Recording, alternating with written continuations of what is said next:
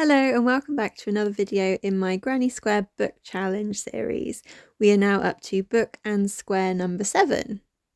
And the book is The Ballad of Never After by Stephanie Garber.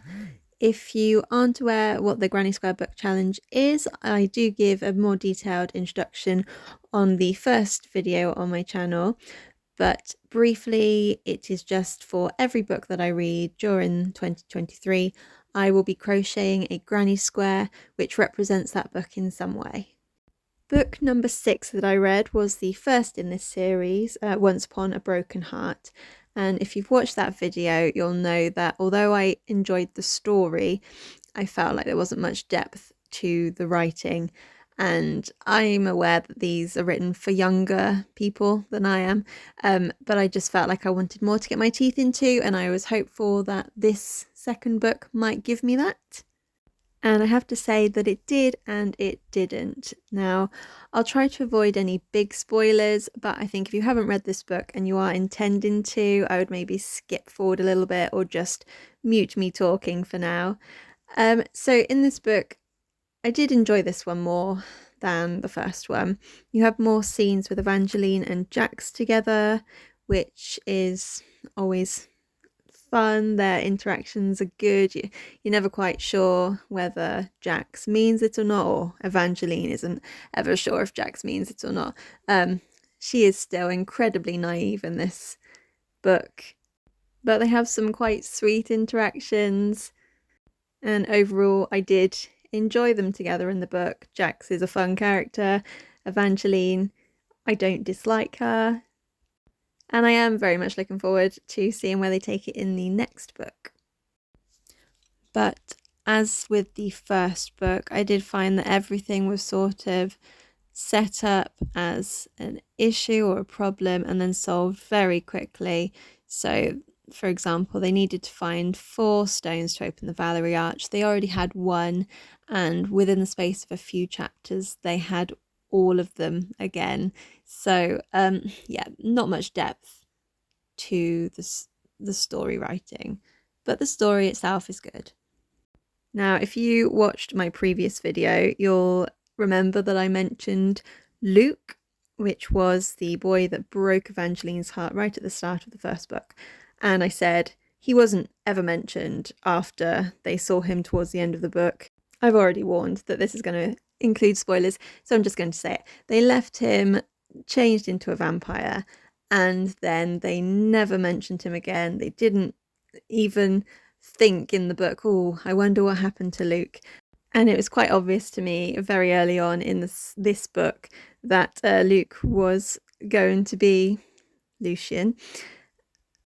And I thought, okay, great, he's coming back. There's going to be some conflict there. But again, poor Luke, he was just used when it was convenient. He was quite lonely.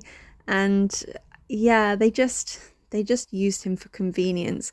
At one point I did think, oh, is Evangeline going to have Luke help her to find the stones to open the Valerie Arch?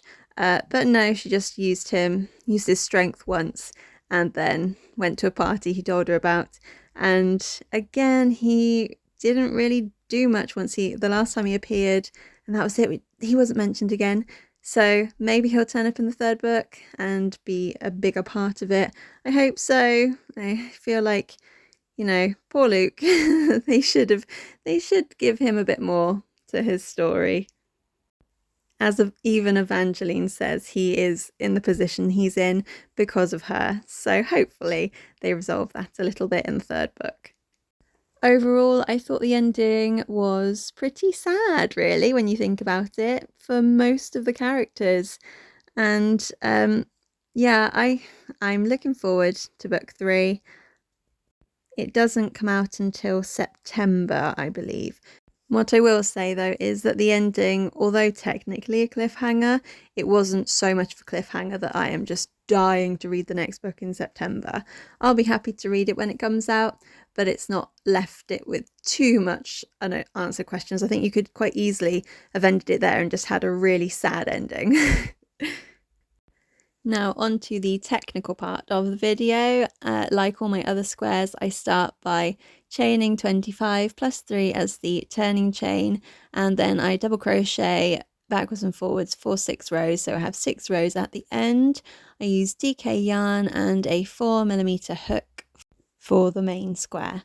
The decoration I'm doing for this square is a bow and arrow, and for the bow I do drop down to a size 3mm hook to make the stitches a little bit tighter together. I will try to list the yarns that I've used in the description box below.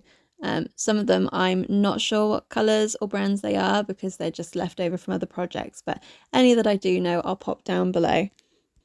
Lastly, before I stop talking, the books that I'm currently reading are Howl's Moving Castle and The Other Bennet Sister by Janice Hadlow.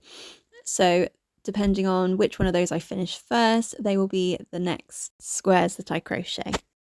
Also, one last thing, for my past 2 squares, I'm not quite sure how I managed it, but I actually ended up crocheting, I think, 27 double crochets across instead of, it should have been 26.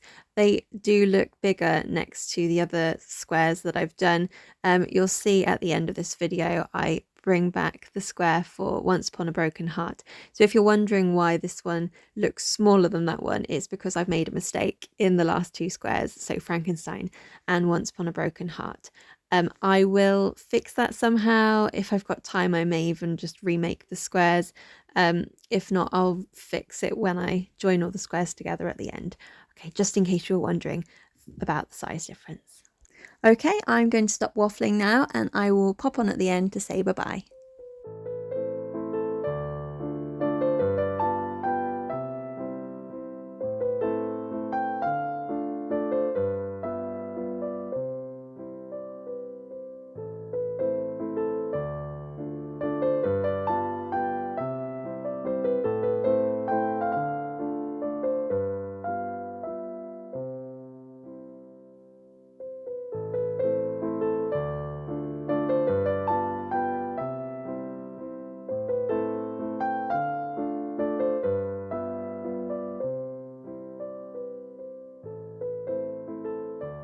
And here is the finished square, an archer's bow and arrow to go with the fox from the last square. I hope you like it and I hope you're enjoying this series. If you are, please consider subscribing and I will see you in the next video. Bye bye!